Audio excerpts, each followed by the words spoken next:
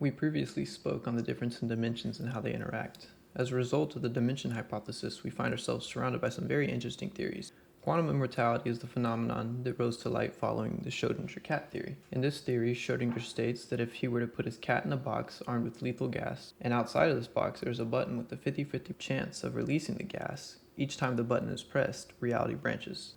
In one reality, the gas is released and the cat dies. But in the other, the gas is not released and the cat is the same as before. The only difference between these two realities is the survival of the cat.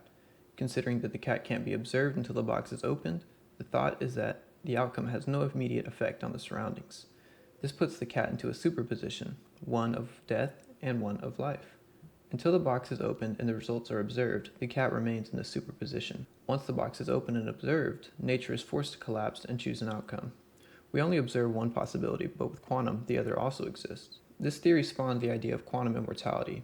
This is the idea that when consciousness is approaching death, it shifts to a reality directly adjacent to it.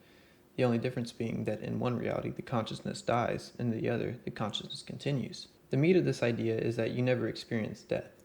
You might get very close, but when death arrives, your consciousness has already fled to a different reality.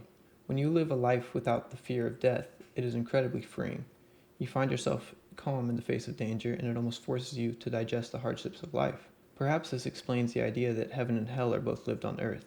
If you cannot die, then the life you create for yourself here is eternal, whether that be eternal bliss or eternal suffering.